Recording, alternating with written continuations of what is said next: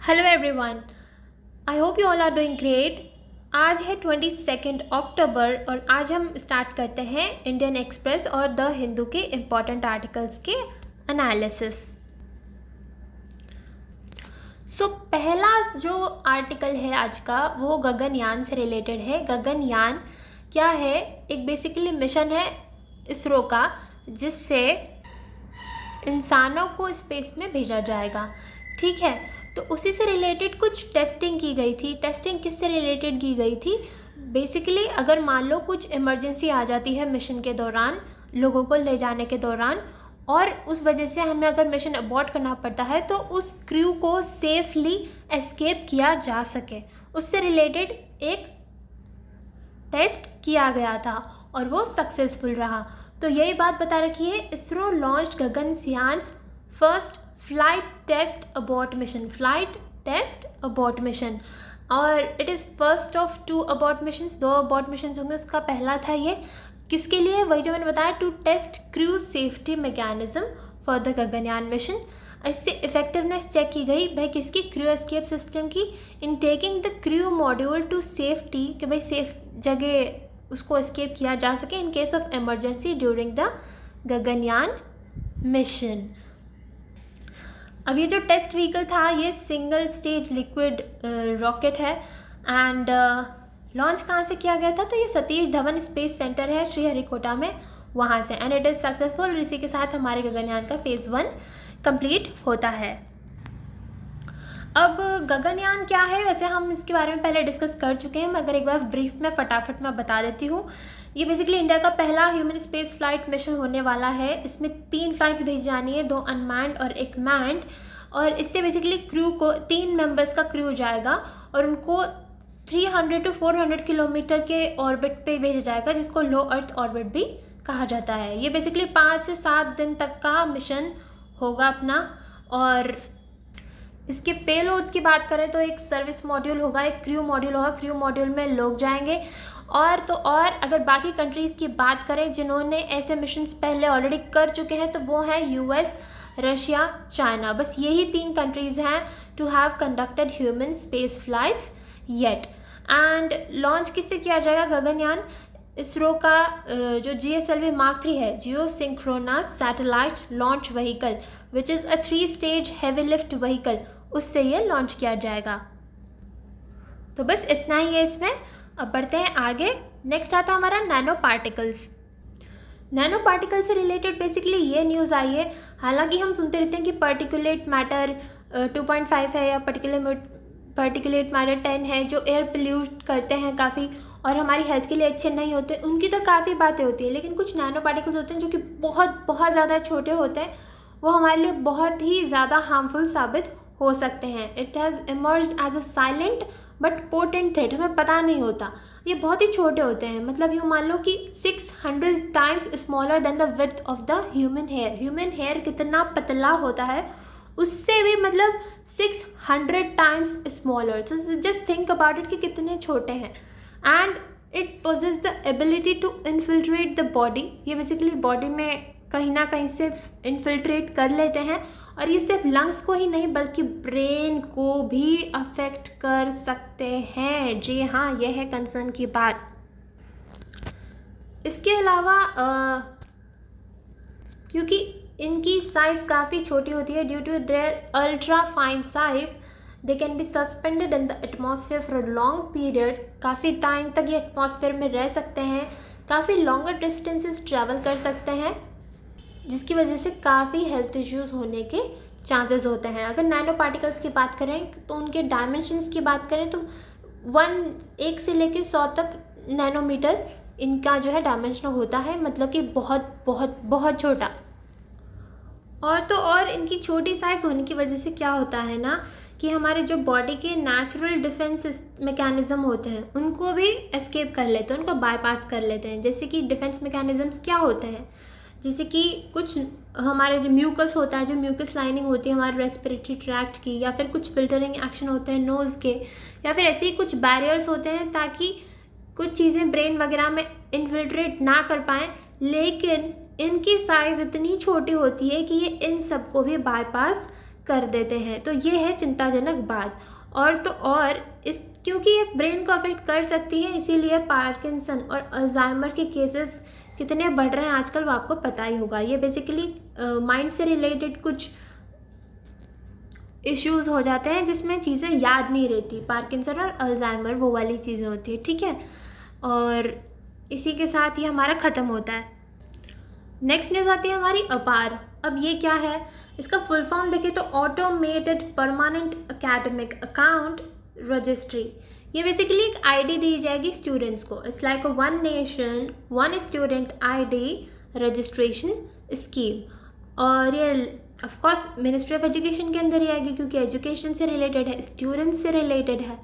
तो अब इसमें क्या होगा ना, एक पर्टिकुलर एक यूनिक आईडी दी जाएगी हर एक स्टूडेंट को और उनका एक अकाउंट होगा जिसमें उनकी पूरी इन्फॉर्मेशन होगी। मतलब उनका किस क्लास में क्या परफॉर्मेंस रहा, उन्होंने कब कौन सा स्कूल स्विच किया, कौन से कॉलेज में गए, हर एक इन्फॉर्मेशन उनके एकेडमिक से रिलेटेड पूरा अकाउंट होगा, ठीक है।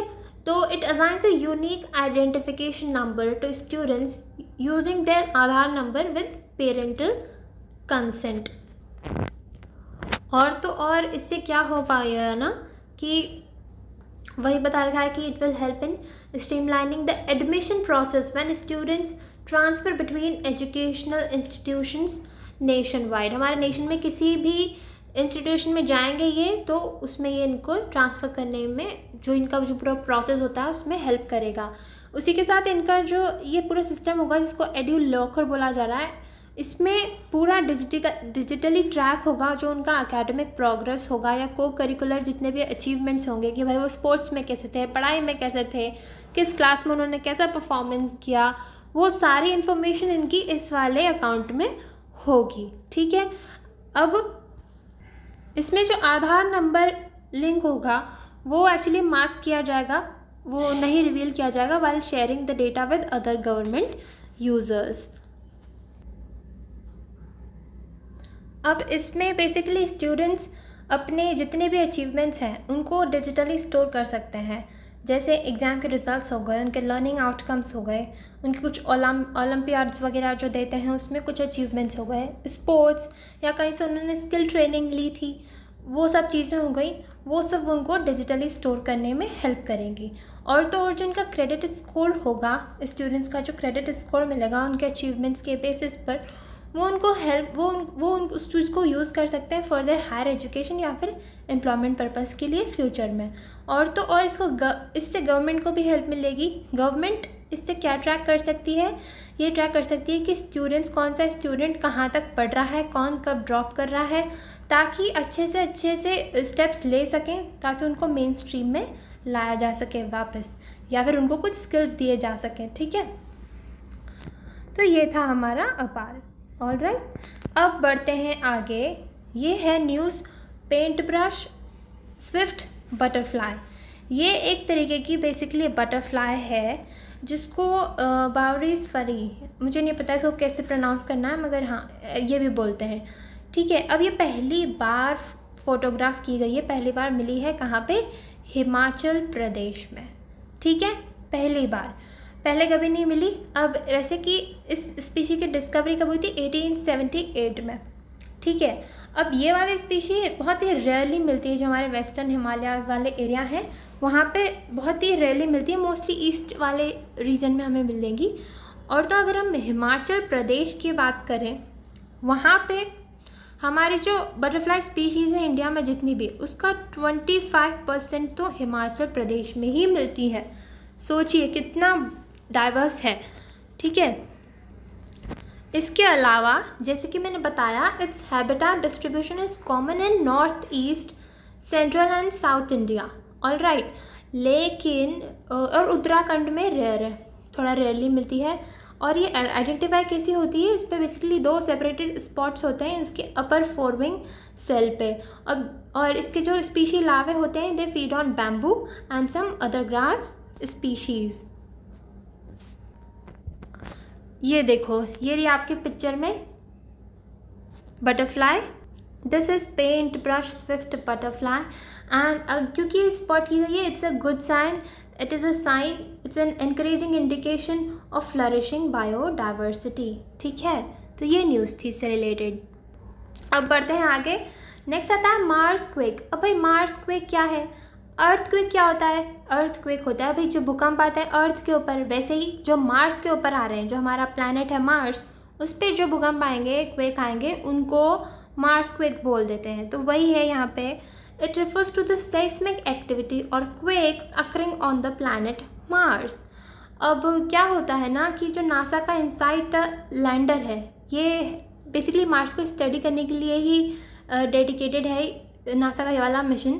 अभी इन्होंने काफ़ी सारे मार्स क्वेक डिटेक्ट किए हैं वैसे तो, लेकिन अभी मैग्नीट्यूड 4.7 का रिकॉर्ड किया गया था।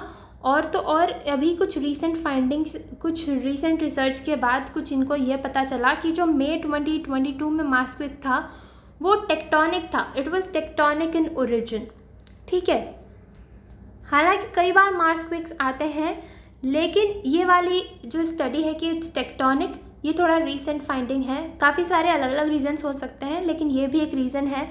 इससे हमें ये पता पड़ता है कि मार्स जो है वो काफ़ी सेस्मिकली एक्टिव है। हमें पहले लगता था उतना नहीं है, लेकिन अभी तो पता पड़ा है कि ये है। ठीक है, उसके अलावा अब भाई ये तो हो गई फाइंडिंग, इसका हमें हेल्प क्या मिलेगी? इससे बेसिकली साइंटिस्ट को हेल्प मिलेगी, मदद मिलेगी, ताकि वो समझ सके कि क्या क्या जियोलॉजिकल प्रोसेस हो रहे हैं जिससे प्लैनेट का जो सरफेस होता है वो शेप होता है, और या फिर उनका जो इंटीरियर होता है वो शेप किया जाता है इन कुछ जियोलॉजिकल प्रोसेसेस के through over a period of time. और तो और इससे हमें जियोलॉजिकल हिस्ट्री भी पता पड़ेगी, या फिर कैसे इवॉल्व होते हैं प्लैनेट्स वगैरह, ये सब हमें पता पड़ेगा। और तो और मार्स के इंटरनल स्ट्रक्चर में को भी जानने में हमें हेल्प मिलेगी। ये न्यूज़ थी इसमें। और आज के लिए बस इतना ही था session. I hope you like it. Thank you so much. Have a nice day.